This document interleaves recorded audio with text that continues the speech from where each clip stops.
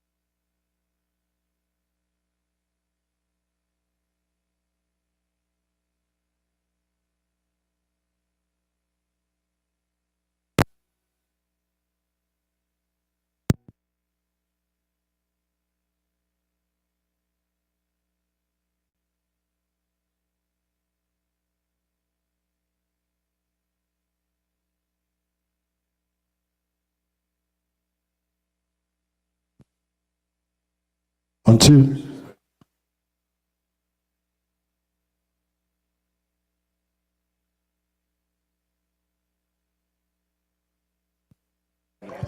One, two.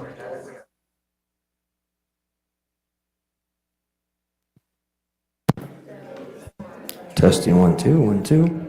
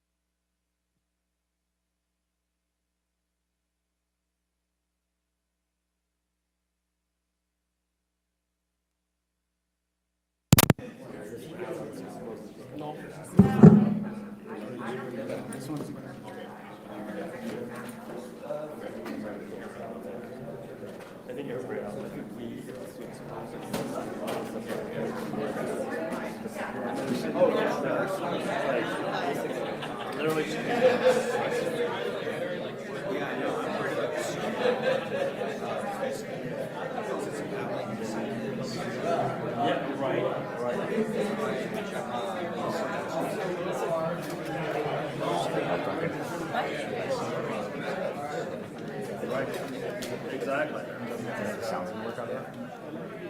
I cannot believe they showed up 4 minutes before this was supposed to start. That's a very good point, and I'm not going to touch that. 1, 2, 1, 2. Good, okay.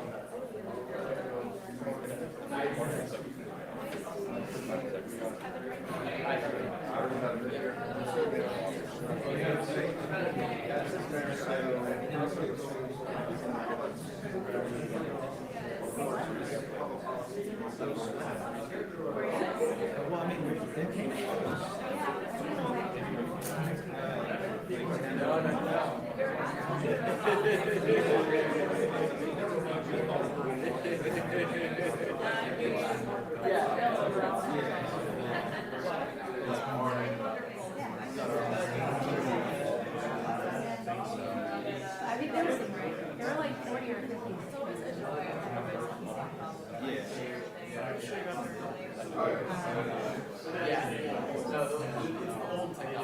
I don't think they were told that hard to comply with, but I don't know.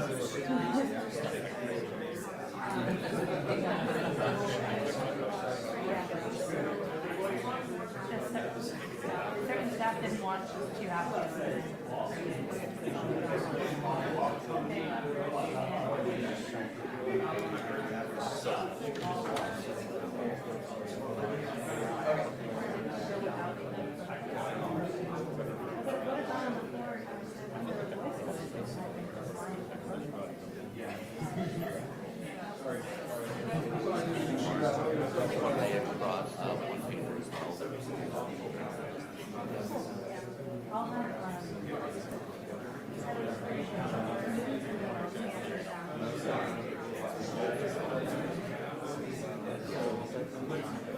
You're on the So like this is all like, is this supposed to be on? Are they testing?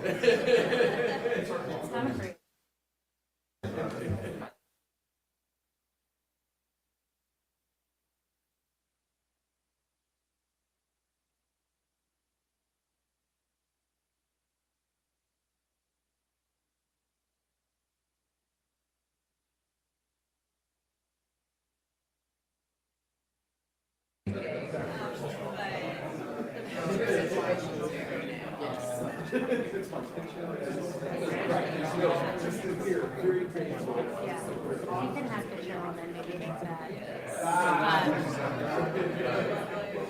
Ma'am, at some point during your opening remarks, if you could remind staff around the room that their audio is getting picked up if they're too loud. Their audio is picked up by these mics because these mics are going to be on this background. Just go past them to be mindful that their side conversations or chatter is going to get picked up on the mics.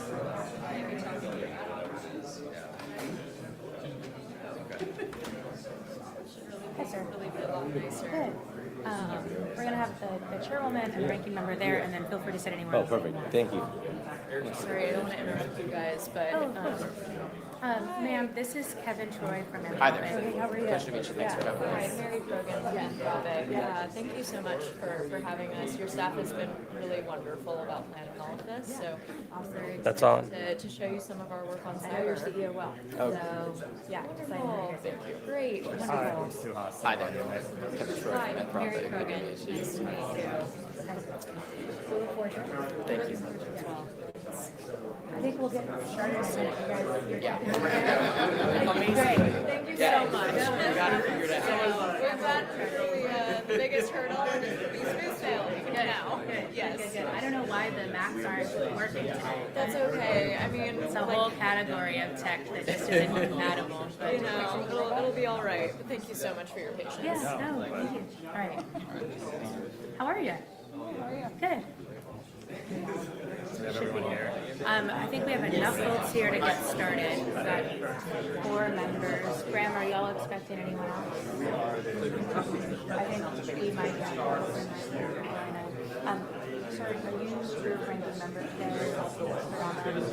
We'll have you just here to the left of the chairwoman. And then we're just having members sit where they want to sit. And I might not say the whole time. that's okay. The format will be, it's an 8 to 10 minute demo per company. Okay. But at the 20-minute mark, we're going to hard pivot over to the next company so that we can get cycled through everyone. There's no format for questions. There's no timing. People should be encouraged to ask questions as they have them throughout the day. And if there's folks to ask questions as they arise. So it's, are we doing opening statements? The chairwoman's going to do an opening statement that's mostly just like explaining the format of the roundtable because it's like we've been in hearing, but nothing super substantive. If you wanted to like welcome the panelists being here, say that you're excited to Okay. I know. Okay, so we can do that. and then the panelists will just say their name, not opening statements, their names, where they're from, and then we'll do an Anthropic demo. Nightscope has the robot, then they'll demo, and then Fiddler AI, transparency and explainability. No, We'll have a little bit more time at the end for more questions. It's very informal, no like formal recognition. It's just none of this stuff. That's not. I mean, we're not gathered in, so there is like we're not really governed by like. That's what I thought. There's not even everything. No. I mean, the panelists might sort of say like technology was the making member. Not the same for now. Thank you.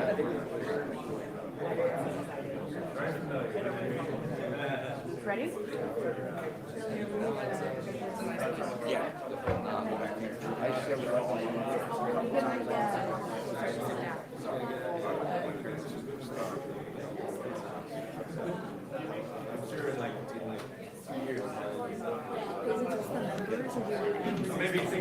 Just okay. And then if you wanted like where did there were other papers over there. A lot more freedom. I guess they can. Yeah, I wanted them out so people could grab them, but I don't know where you want to put them. Great, thank you. All right, ma'am, we're gonna get people seated and then we can go ahead and get started.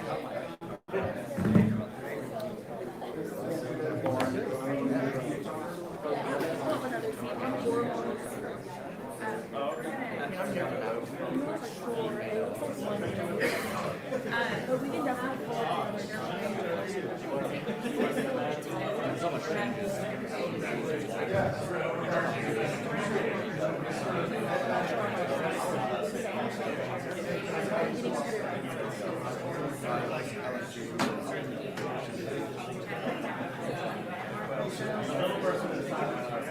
Are you interested in tech and all this stuff? It's definitely.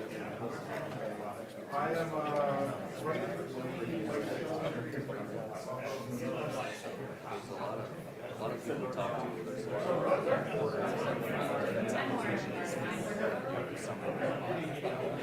All of them want to come in and do this.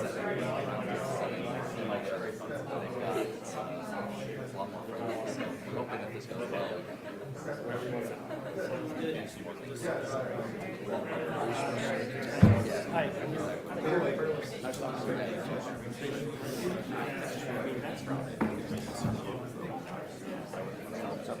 Hey, bud.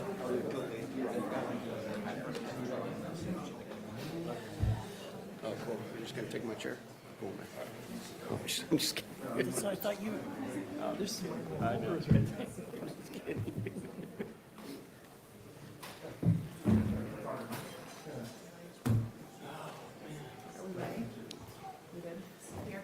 All right, good morning, everyone. Just a little housekeeping. These mics are hot. So for staff or anyone sitting on the edges of the room, it might pick up your conversation. So if you don't want to be heard, maybe think about what you say, just in case, because we are recording this conversation. So good morning and thank you all for joining us today for this bipartisan roundtable on AI.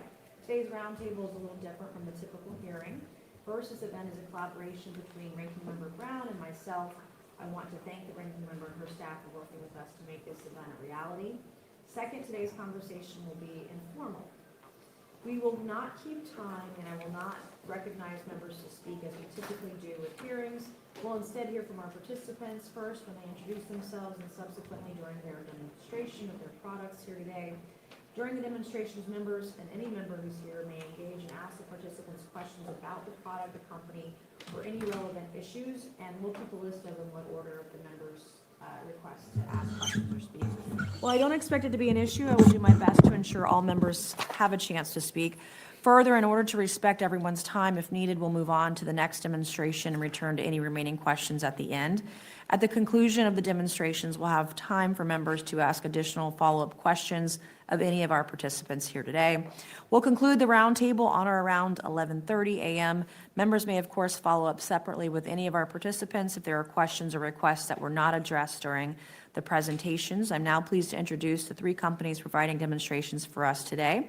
From Anthropic, we have Kevin Troy, a senior member of Anthropic's Frontier Red Team. From Knightscope, we have Bill Lee, Chairman and Chief Executive Officer, CEO, and also from Fiddler AI, we have Mr. Amit Pakaf, co-founder and CEO. I look forward to an interesting dialogue today as we learn more about these companies and how you've used AI to make products with real-world implications. And so before I ask the participants to briefly introduce themselves, I want to turn to Representative Subramaniam for any remarks he may wish to make. Thank you, Madam Chair. I just want to thank everyone for being here today. I think this is an important conversation. A lot of people talk about AI and what's coming, but to actually see how it's used is very important. It'll help inform us in how we're going to be helping the technology as well as addressing some of the concerns. And so thank you again for coming. I'm looking forward to the testimony.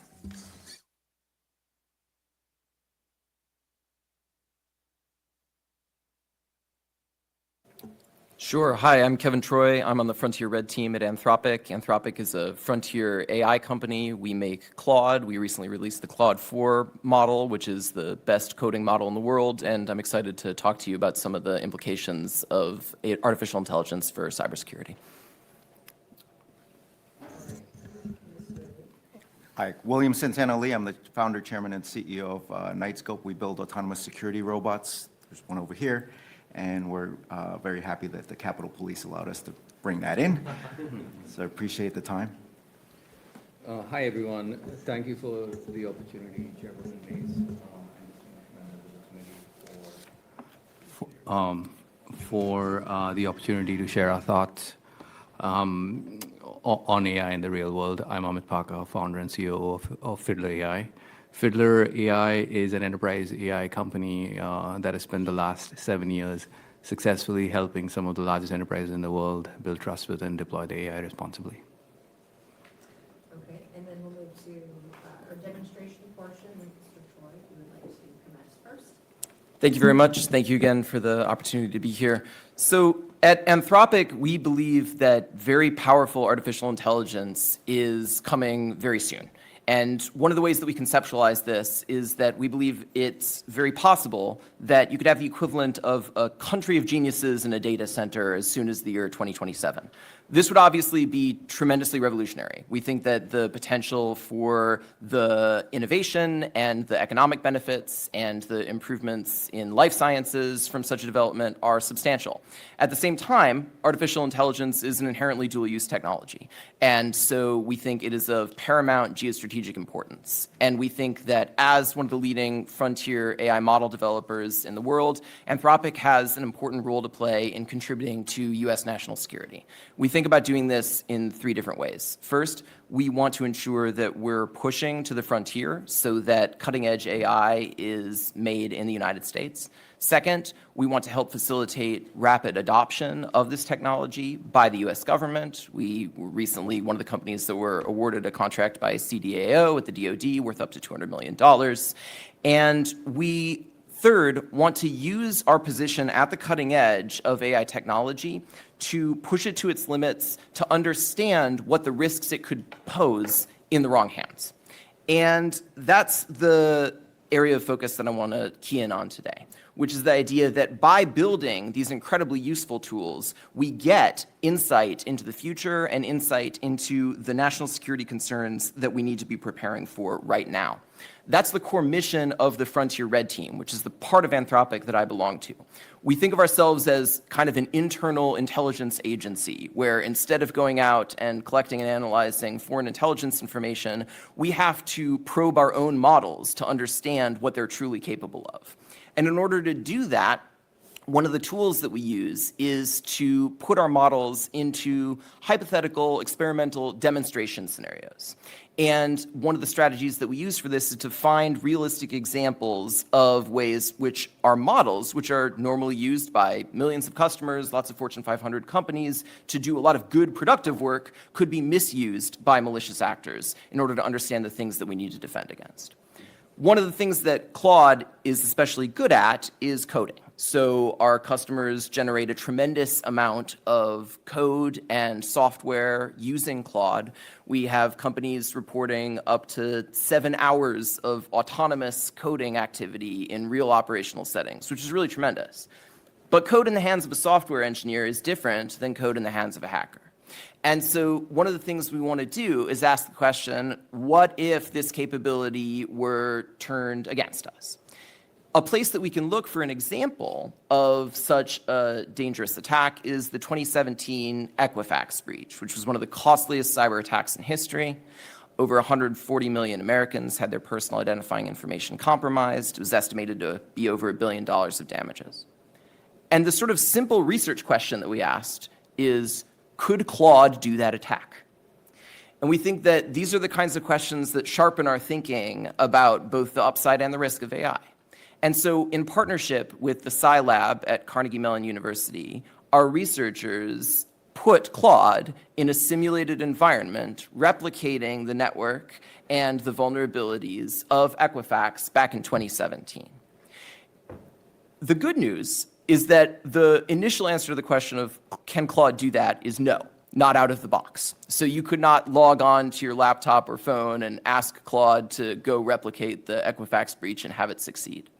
But much like humans, we find that artificial intelligence models do better at tasks when they're given a toolkit, when they're given access to something that translates their intelligence into sort of specific low-level actions. And so with our research partners at Carnegie Mellon, that's exactly what we built, a sort of cyber toolkit that translates the strategic thinking and natural language interaction that you might be used to from engaging with chatbots like Claude into actual lines of code that can then be pointed at a network. And so what the demonstration that we'll play right now shows is this experiment, albeit sped up. So on the top is Claude in the green. This is the chain of thought of what it's thinking as it probes and scans the network. On the bottom in red is this cyber toolkit.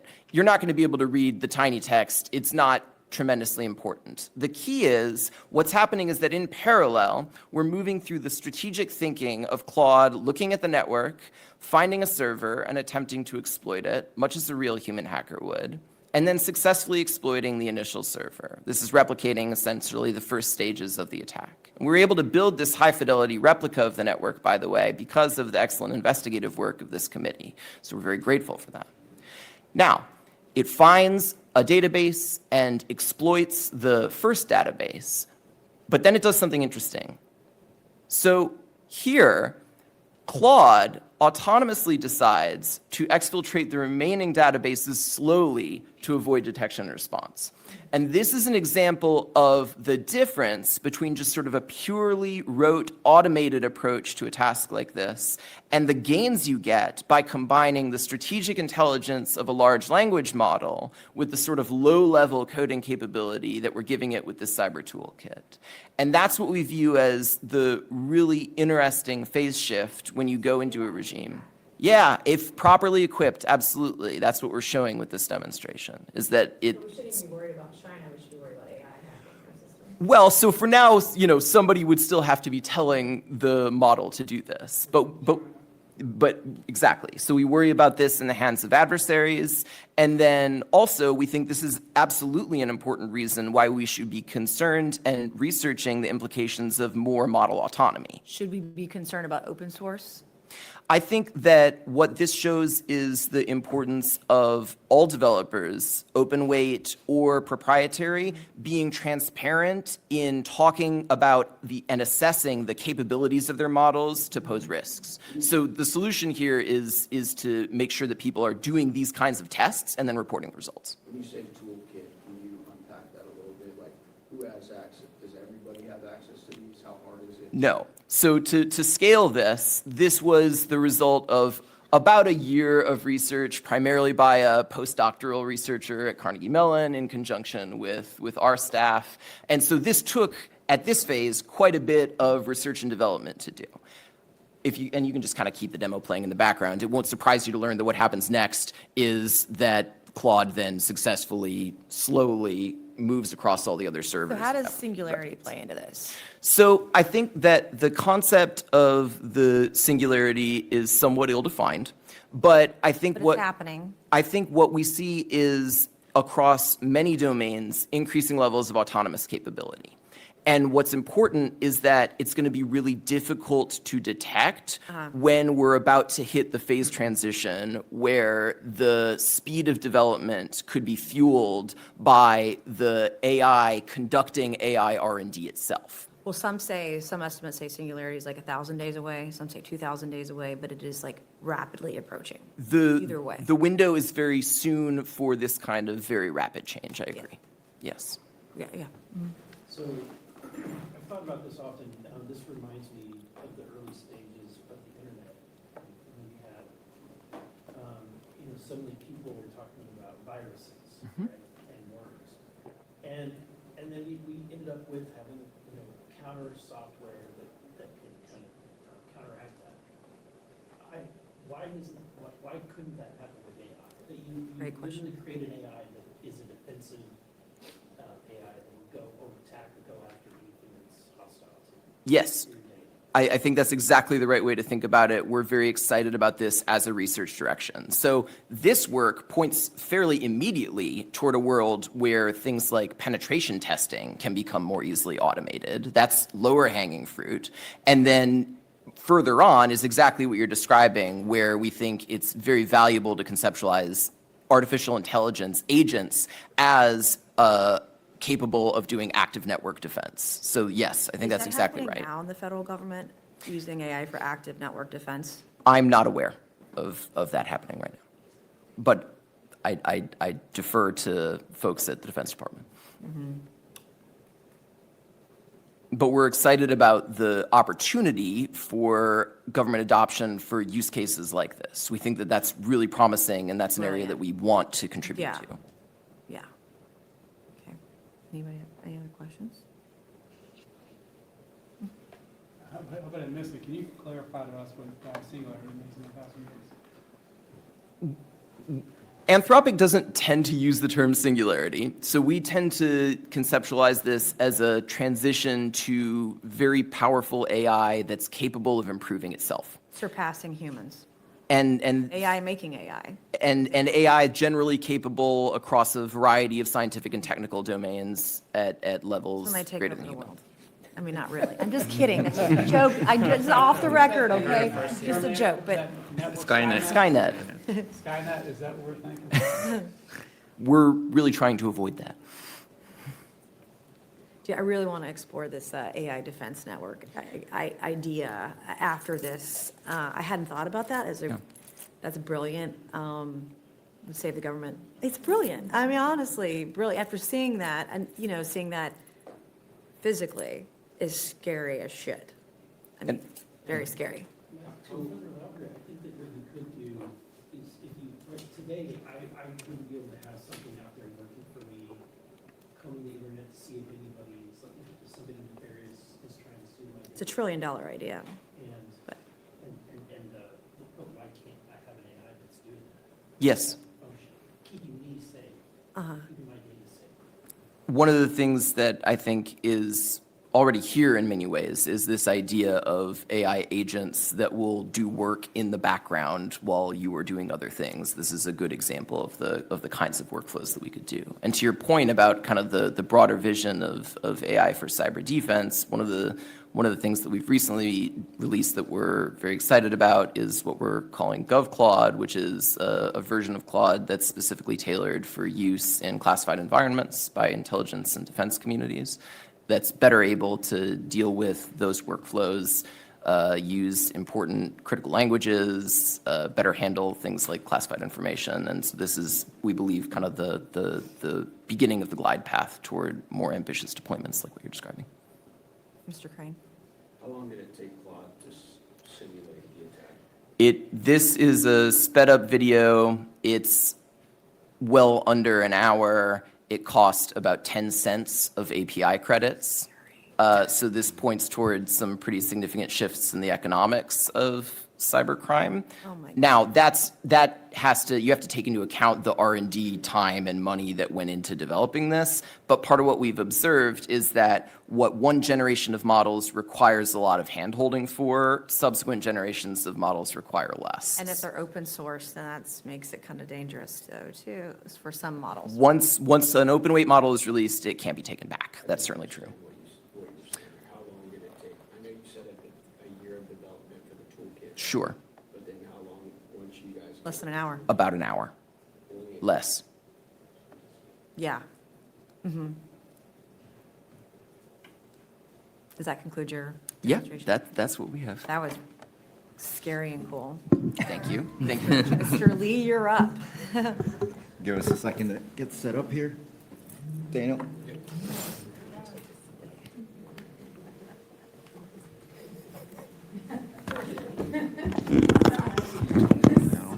Don't down, speak. Adjust the microphone for your mouth.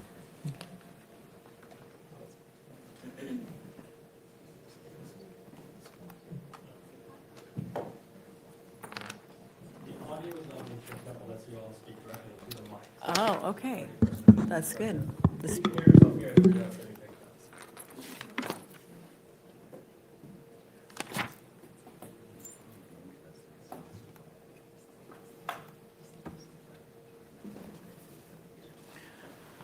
All right.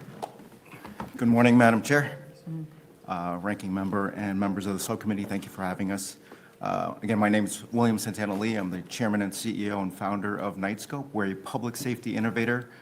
We make autonomous security robots and emergency communication devices. We're on a long-term mission to make the United States of America the safest country in the world. And as ludicrous as that might sound, for the last 12 years, we've been working the problem, and we actually have a line of sight on how to do it. And so I appreciate your time this morning.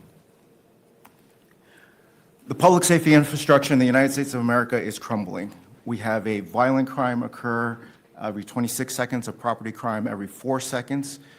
Security guarding companies experience up to 400% employee turnover rates, and almost every police department in this country is wildly understaffed. Crime has a $2.6 trillion negative economic impact on the U.S. every single year. It's a hidden tax that we all pay in blood, tears, and treasure. The first role of government is to protect its citizens. The local, state, and federal authorities are not equipped to actually address the issue because there's a structural flaw in how we're set up. We do a tremendously wonderful job outside of our borders. The Department of Defense has one person in charge, Secretary of Defense, nearly $1 trillion budget, and there's a very large innovation process to give a soldier in a theater of war every level of capability you might ever imagine at their fingertips. We do not do that on our own soil. The U.S. Department of Justice and the U.S. Department of Homeland Security effectively have no federal jurisdiction over 19,000 law enforcement agencies and 8,000 private security firms. There's literally no one in charge. There's no massive innovation process. And so the 2.5 million officers and guards are effectively securing our country with a technological equivalent of a number 2 pencil and a notepad, and this needs to stop. So the solution is decidedly hardware plus software plus humans. And physical AI is going to dwarf what we've been discussing thus far this morning in terms of just general AI. Physical AI in terms of being able to deter negative activity before it happens, to give an officer or guard unprecedented capabilities for them to be in multiple locations at the same time and have eyes, ears, and voice on the ground in those locations and be able to report as such. Nightscope has now been operating across the country in every single time zone for multiple winters and summers for more than 4 million hours. Fully autonomous, completely hands-off, not remote control. We've helped a law enforcement agency issue an arrest warrant for a sexual predator. We helped another law enforcement agency apprehend an armed gunman. Where was that? California.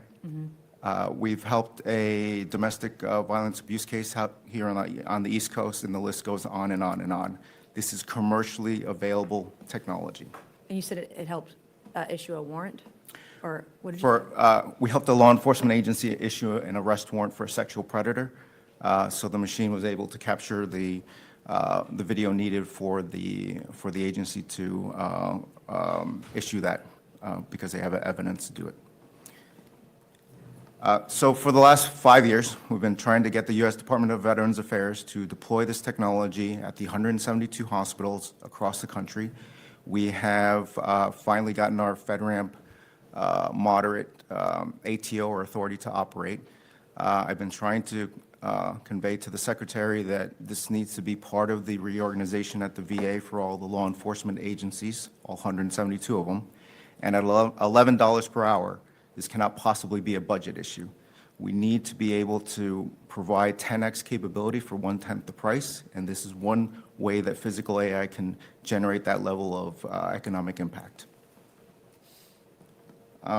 So what you're seeing here is the world's first autonomous security robot actually patrolling federal grounds. It is, as you can see, more than 5 foot tall, 400 pounds, roams around fully autonomously, has quad strobe lights, and is able to provide that physical deterrence, just stop a criminal from doing silly stuff before. What's its rate of speed? This one is up to 3 miles an hour. Next year, we're going to deploy one that's over 10 miles an hour. So walking speed, so wherever a guard or officer might be patrolling, this would be a wonderful way for us to be able to remotely monitor. So this little bit, next part is going to be slightly overwhelming, and it's intentionally so. These machines generate over 90 terabytes of data a year that no human could ever possibly process. So the machines can give you 360-degree eye level view How is of, that data stored and where? on the machine or in the cloud or both. And do you have cloud services for your robots? Yes, AWS GovCloud for government usage and AWS Commercial for our private clients. So the machines can provide the 360-degree eye level. This is really important. So the CCTV camera staring at the top of your head is really not helpful. There's a distress button on the back of the machine. You can have a two-way human-to-human call. The machines can detect a person. The machines can detect the person. Machines can read several hundred license plates a minute. It can detect a mobile device in the area within 500 feet of the machine. It can run a thermal scan of the environment, and we're just getting started. Does it know the owner of the mobile device or the number associated with the mobile device? You can get the MAC Or address on active. older devices, the ones that aren't scrambled, and you can then treat that as a license plate. Okay. But if you show up at a data center with 3 mobile devices, I'm not sure you really care that it's a MAC address. It's likely a risk of industrial espionage. And the long-term ambition here is to put 1 million machines in network that can see, feel, hear, smell, speak, and autonomously cooperate. What are the challenges you see with storing this amount of data? This is amazing. Everybody needs to have one. But with the, energy crisis on the horizon, the data that needs to be stored, data centers that need to be used to be able to keep these things going, do you see any challenges there, like with our critical infrastructure being able to? Thank you for the question. So let's talk about the data itself. I think one of the things, just to calm everyone's nerves, the data is owned by our clients, not by Knightscope. 30 days of data stay on the machine, and it only goes up to the cloud if the client asks for a license plate, for example. Then it'll go -8 minutes, +8 minutes up to the cloud, and that gets stored there. But we use that data to possibly train with our client's permission, but we're not aggregating, tons of data. And then every 30 days, the data gets overwritten. So no different than some of the physical Do you security see any cameras. value in aggregating some of the data to pick up on maybe trends or of certain crimes or criminals? You know what I mean? Like, there's got to be some utility in having some of that data, right? So this might get me in trouble. Okay, I don't want to get anybody in trouble, so don't say anything. No, I'm going to say it. It's embarrassing for the FBI, the largest law enforcement agency, the most prominent, to have to go onto social media and say, have you seen this guy? Like, we're the U.S., we're in the United States of America. This should not be the case that the FBI can provide an API to all the 10 most wanted criminals and we can't find them. So can this robot connect to some of our databases where? So yes, so for example. Match faces with, Yes. okay. Yeah. So we could use this with the To identify the TSA, person. we can use it with CBP, with the Pentagon, et cetera. Yes. Do you think this should be on the border? Yes, and we're about to get to that. Okay. So in order for this data that you expressed interest in to be prioritized, we partner with Verizon Frontline, so it gets the same priority as a first responder, because obviously that data is extremely important. We last week announced our partnership with Palantir. As I mentioned, we had a FedRAMP medium authority to operate. Our partnership with Palantir will then uprate that to FedRAMP High and DoD Impact Level 5. So that would allow us to scale throughout the federal What's the government. resolution of the camera on the? 1080p, high definition.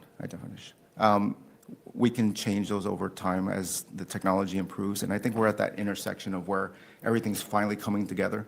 Battery technology, telecommunications, sensors, and everything to actually enable this to happen. So this one's the 5th generation, just so we've been at it for a while. And the next 10 years are going to be profoundly interesting. Well, with your growth, do you see supply chain challenges with some of the, like either the chips or the cameras and being able to fulfill that demand potentially? We're Buy American Act compliant, so Okay. we manufacture these ourselves. There's always challenges. I think if we get to some serious volumes, there's some grave concern, which I'm going to express to you here in a moment. Okay. But to your question on the border, so this is a sneak peek for the subcommittee. We'll be starting production of the K7 autonomous security robot next year. This is the size of a small car, so maybe 4 or 5 of those in terms of just overall size. go up to 10 miles an hour to be able to handle much slightly more difficult terrain. So for example, on the border, solar farm, wind farm, critical infrastructure, our military bases need to be hardened. There's a ton of opportunities for this kind of technology to basically promote the officer and guard to do work that they should be doing, which is enforcement and decision-making, and not routine, rolling around a warehouse or parking lot. So where could these be used? Basically everywhere. You look at the GSA with nearly 10,000 federal buildings and the Federal Protective Services with 13,000 officers and guards attempting to secure those buildings with technology from the 1970s is just not appropriate. I think everyone knows that thousands of foreign nationals try to get onto military bases every year, and we really need to harden those bases, especially where there's munitions, and then CBP, as we discussed. But every one of these agencies and departments have a massive campus, have warehouses, have parking lots, have parking structures, all of which are inefficiently being managed today. So we've estimated that if we were to just use the technology that's commercially available, we could save the government nearly $10 billion annually by automating these processes. So my biggest concern on AI is that we're going too slow. The technology, we're making tremendous strides, but the actual deployment throughout society and throughout the government is abysmal. And we are falling behind, and this is dangerous territory to be falling behind on. So I have a small ask. If we can simply put some language similar to what's on the screen right now, to have the maintenance, operations, and support budgets of each department and agency set aside 1% for autonomous systems, for automation, for robotics, and have the federal government be that catalyst to drive the innovation throughout the government. This is to reduce costs, not to spend more. But having now spent half a decade trying to get the federal government to change its ways, large organizations don't want to change and humans don't want to change. So a minor mandate like this would likely be in order to even address some of the supply chain issues you raised. What's the relative cost of the robot versus the vehicle? Like what does it cost to make one? Are you allowed to say? Sure. So that one's about $11 an hour. So it's Cost to running make it. 24/7. Or to buy it, maybe, yeah. not to make it, but what would it cost someone to buy that? So it's running 24/7, so it's 4 people. In order to do 4 people, you're typically would have about $96,000 a year. And we handle all the software, service, decals, training, transport, everything's all included, and we remotely monitor on behalf of the So it's client. hardware as a service, basically? Machine as a service. Everything's included as a full subscription, because the federal department doesn't want to go federal government doesn't want to go set up, routine maintenance and service divisions for robots. And the technology changes, every few weeks. We're adding and upgrading. So it's best that we kind of manage that for our clients. And so it costs us about $60,000 to build one. And then there's all the routine maintenance and service, cloud costs, telecom costs, And et with, cetera. if you, being able to scale those prices, hard costs will go down. Mr. McGuire? I agree, it's pretty bad that we have to use social media to say, hey, I've seen this guy using AI or robots like this. Is there any other country in the world using AI for policing or any type of thing that you've seen?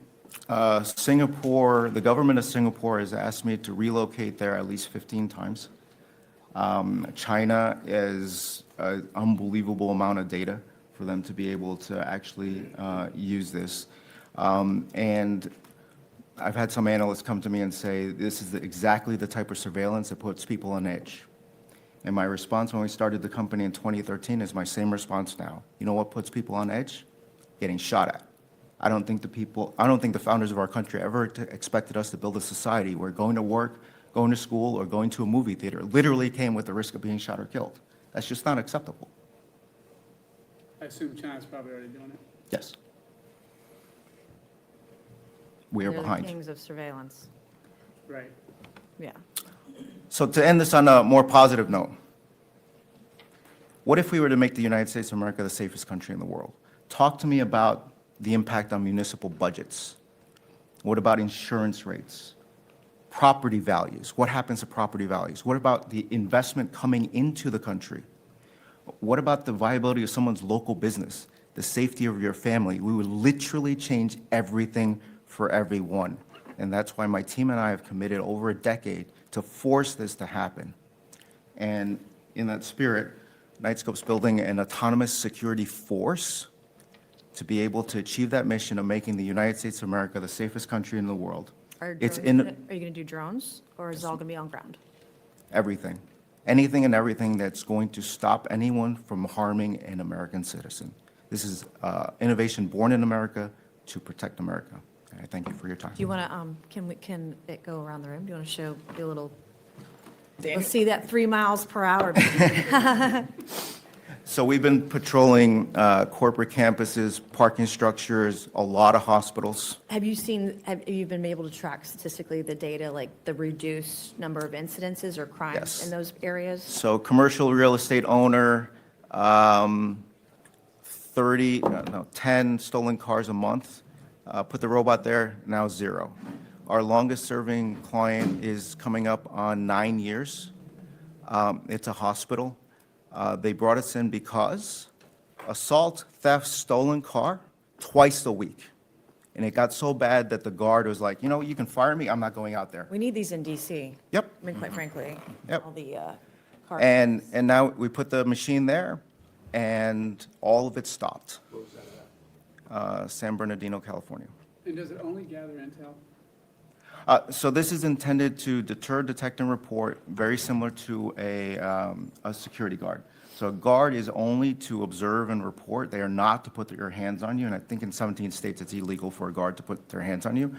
This is to give tools for the officers and guards to actually be able to do their jobs effectively, And it's deterrence. and it's You deterrence. can't be everywhere. A human cannot be everywhere. How we can have, a 100-acre munition site with 4 guards is beyond me. How many of these would you need on 100 acres? Typically, Daniel, help me out here, about 5 acres. It depends on the location. If you're in an urban environment, it's very different than if you're in a rural one. But maybe every 200,000 square feet, probably. Yeah, roughly. I'd say 1 robot per half acre, I'd say. Pretty good. 400. So there's going to be millions of robots throughout society. I don't think society and the government understand what's about to happen over the next few years. And I genuinely appreciate the opportunity to at least brief you on the state of the art. Anyone have any other questions? Or move on to the next one? I had a quick one. Yes, sir. So what's the difference between that and having like lots of cameras everywhere? You mentioned the 360 Yep. camera, but I know we have that too. So I'll assert that the public safety infrastructure is broken because there are 85 million cameras in the U.S., 300,000 cop cars, and 1 million law enforcement professionals, about 1.5 million security guards. It's not working. So we rarely compete against cameras. Cameras are very good for forensics after the fact. They're not going to deter That's if the camera's working. if the camera's working. And piping and putting those in place can be very expensive because you got to power them, you got to monitor them, all that good stuff. For me, we're looking for a full-on solution, is why we're wanting to build an autonomous security force. So the combination, if I come back and see you in a few years, it's robots, it's drones, it's cameras, it's human guards equipped with technology, it's more and more AI. The idea here is not to just kind of sell robots. We need to fix the problem. And if, a rubber band and a paper clip would fix the problem, like we're going to go build rubber bands and paper clips. But we spend so much money outside of our borders to protect this country, and we are wildly underinvested on our own soil, and it's an embarrassment. Thank you. All right, Mr. Paca, you want Fiddler AI? Just before we move on, would you mind having him say something just to demo that part of Oh, the? it talks. Yep. Does it talk? In any language you like. Of course it does. And it can make announcements based on a detection. Any language you like. Innovation in AI means safer streets, smarter responses, and stronger partnerships with public agencies. I am fully autonomous and designed to deter threats, enhance safety, and operate ethically under human oversight. Thank you for your time. Yeah, thank you. Great. So just a reminder, I'm Amit Paka, CEO and co-founder of Fiddler AI, where we are an enterprise AI company that has helped in the last 7 years some of the largest enterprises in the world to build trust with and deploy the AI responsibly. As industry experts in AI observability and security, we are here to share insights on how federal AI systems can be trustworthy, transparent, and accountable so that we can enable AI leadership and innovation in the US without hampering citizen trust and national security. I'll start with a few examples. So AI can be opaque, and we don't know why it makes a decision. So in this case, what you're seeing is a sonar image of the seabed, and the computer vision model has incorrectly identified that the object on the seabed is a ship and not a plane. Foundation models have now added additional risks where it can make incorrect assertions called a hallucination. If companies are using these to make business decisions, critical or let's say governments using them to make critical national security decisions, then it can have big ramifications. And if AI is not trained and deployed correctly, you can also introduce bias in decisions, which can have an outsized impact if you have use cases like credit lending. So like organizations face these and many more challenges when they are deploying AI across predictive as well as generative and now agentic AI systems. We just spoke about agentic AI systems. Federal agencies will also face the same deployment challenges, but with higher stakes. While kind of private sector missteps affect profits, if you've got government AI that's incorrectly making decisions, it can endanger citizens' lives and national security. Which is why we must advance AI effectively, responsibly, without stifling innovation. How do we do that? Yes, let's get to that. In the past decade, AI is now becoming the engine of enterprise applications, especially with the arrival of agents. And agentic systems can make probabilistic, autonomous decisions and reflect on their actions. This makes them powerful, but also it creates uncertainty that requires oversight approaches, new oversight approaches. So unlike traditional software, what you have is, which follows clear fixed rules and makes predictable outcomes, agentic systems can make decisions on their own. And they can adapt to changing situations. They can choose different paths to make decisions and may deliver different results, all while reflecting on their actions. This makes them harder to monitor, test, and regulate. So what we have seen is that enterprises need a purpose-built, neutral AI command center that can have operational visibility into all of AI's risks. A system that approaches well is a comprehensive approach that can monitor predictive systems as well as generative and agentic systems, along with guardrailing, so that can be set at an organizational-wide setting. A system like this could give you understanding into the model's behavior. So going back to the sonar image,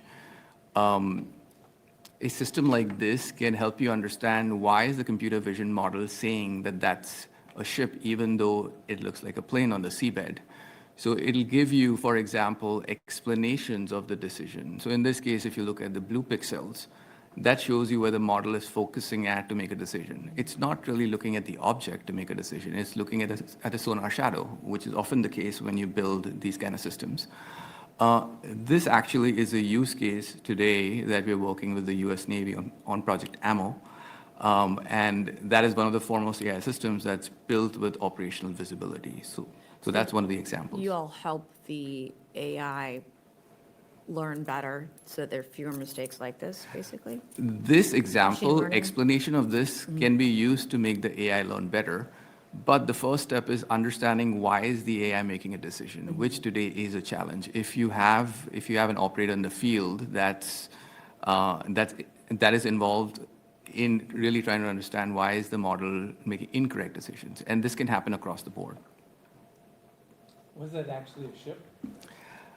No, it is a plane, but it's looking at a sonar shadow. If you look to the left, which looks like a ship on the side.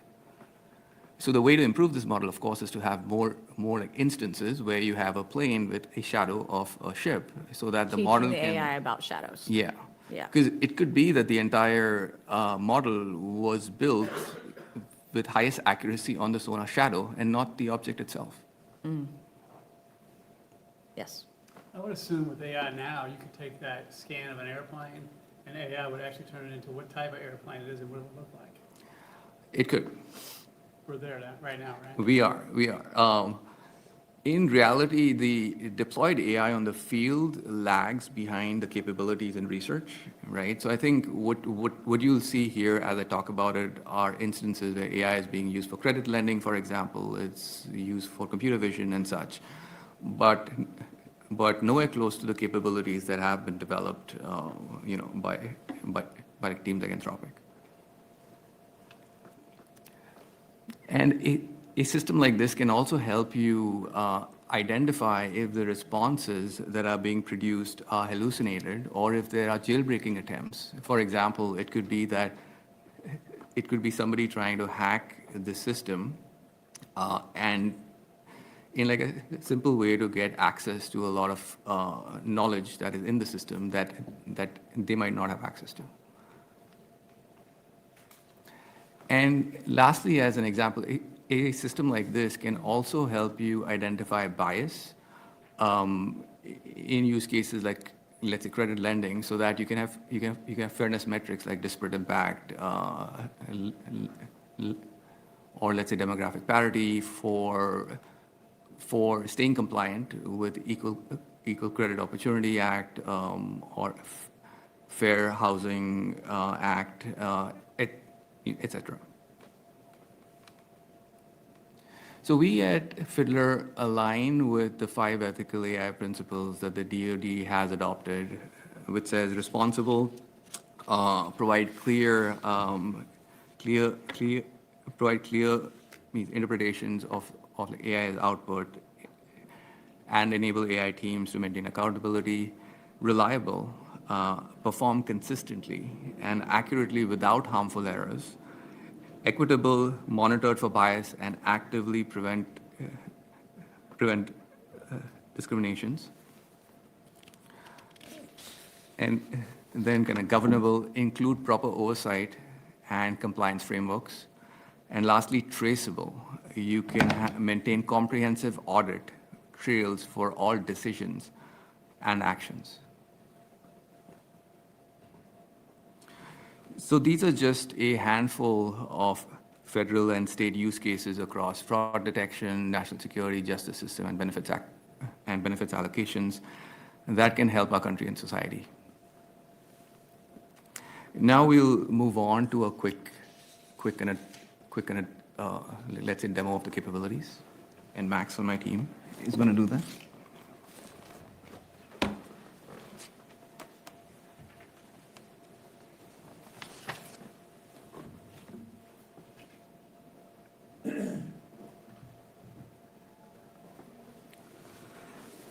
So, apologies for the resolution, we couldn't change it, but we will walk through kind of the inventory and the demo of what we offer as a platform. So, in order to observe the growing number of diverse applications in AI, we've developed a platform that has an inventory, so it could look like this, where you have all of the different predictive or generative or agentic applications that you have in your system all in one place for observing as a command center.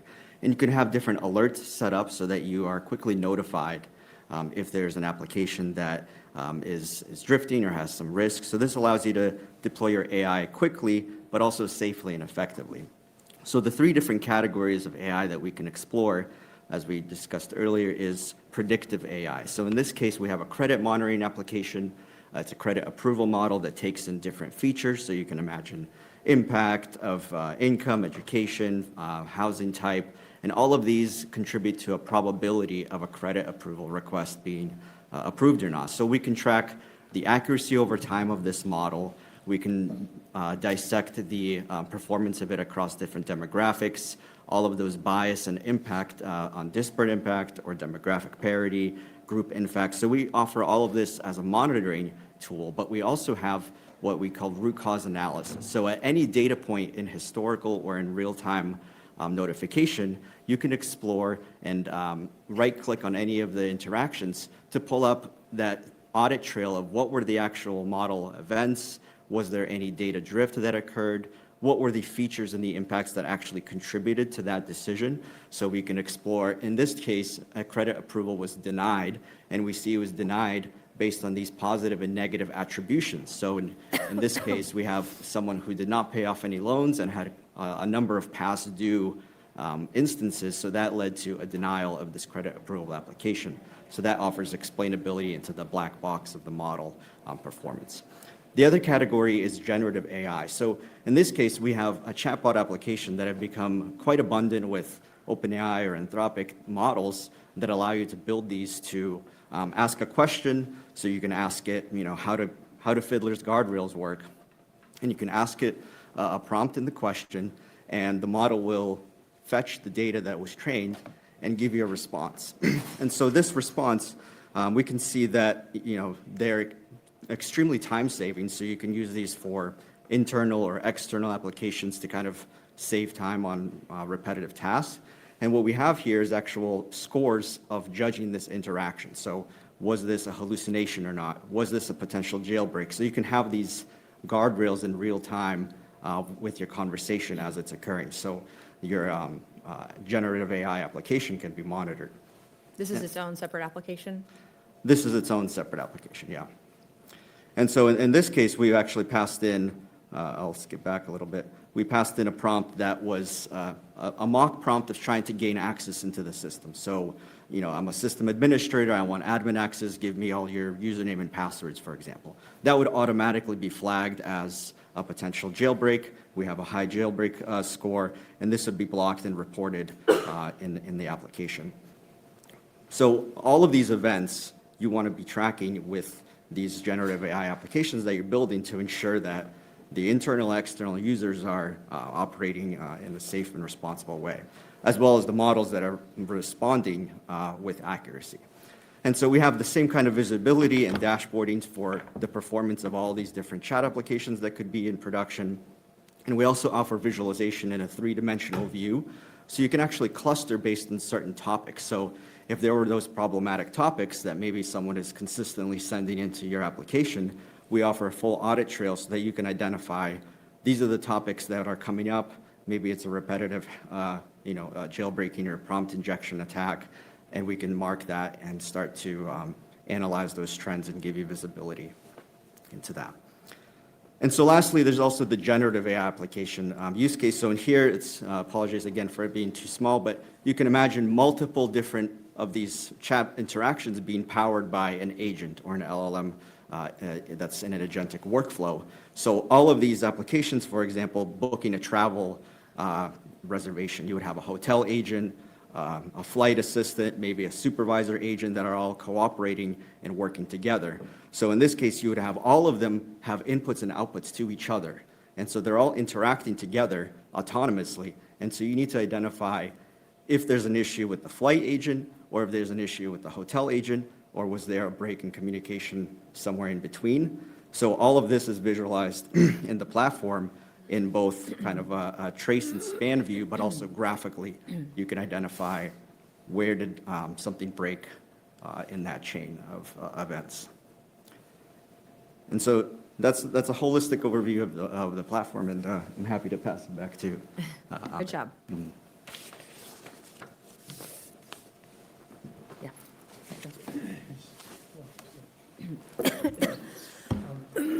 Mr. Bach, I was fascinated by the presentation.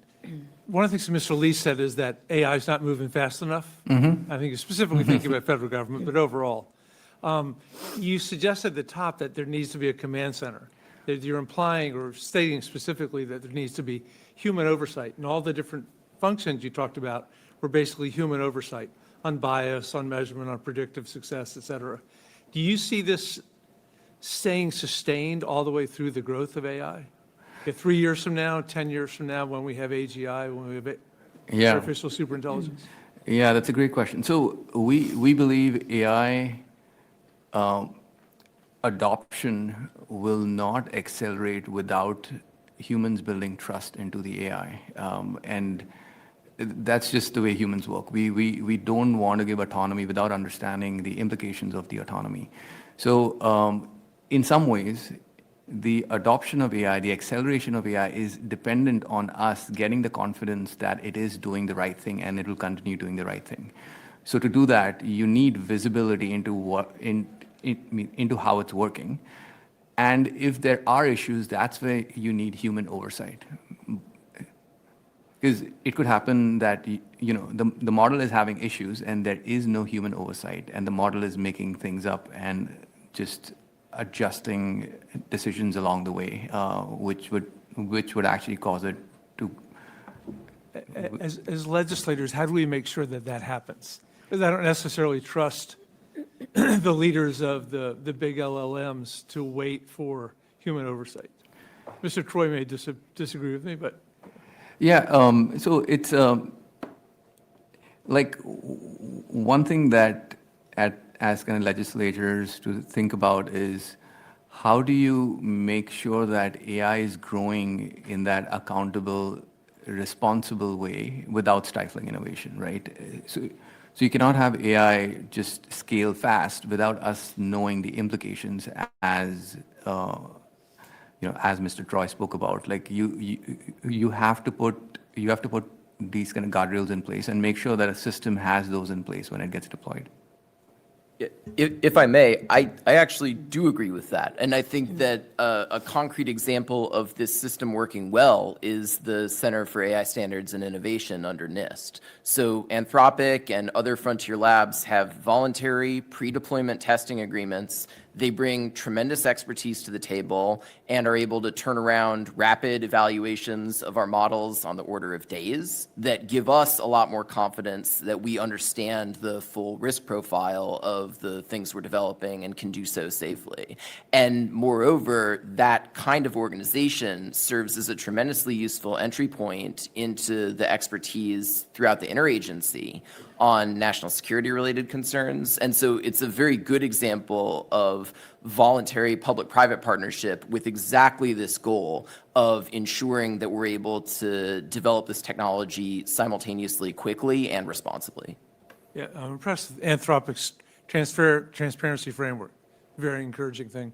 But how do you react to the concerns that keep showing up that machines are now not using English anymore, that they've moved to their own language that we don't understand? Or that our ability to understand what's going on inside continues to dwindle? Sure. So there are two things that are important here, I think. One is this is exactly why it's important for the frontier labs that are building the most advanced versions of this technology to invest in the research on topics like AI alignment, like interpretability. So this is some of the work that Anthropic has pioneered at actually trying to chart and understand what's happening inside the model at the level of the activations of different features, which goes beyond just what's being reported in the model chain of thought. So that's why we think it's really important to invest in this kind of research. And then also to have a healthy third-party ecosystem of test and evaluation to include private companies and the government who are helping to contribute to these types of evaluations for exactly this sort of risk. I think Ms. Brown had, and then I'll get to you, Mr. McBriar. Thank you, Chairwoman, for having this roundtable. I wanted to ask you, Paca, is that, okay, Mr. Paca, can you describe some of the biases your company has helped to identify in existing AI systems and ways your clients have remedied those issues? Yeah, some of these biases might not just be people-related biases. It might be the model trying to tend more towards looking and trying to identify certain types of objects versus other kinds of objects. So we work with some of the largest financial institutions that have this deployed. And what we hear from them, and I can't share specifics for good reason, is that they get visibility into some of their automated systems, and using demographic data as metadata has helped them identify where they might have to shift their models to make better, fair decisions. Mr. McGuire. Sure, I'm not sure who would answer, but can you guys help me understand what quantum is and how that applies to AI?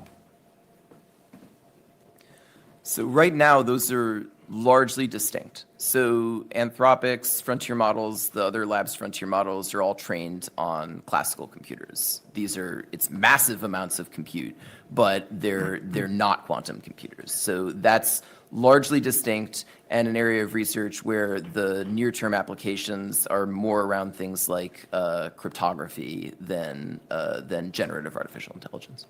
How far are we away from this quantum? And what would that do to AI?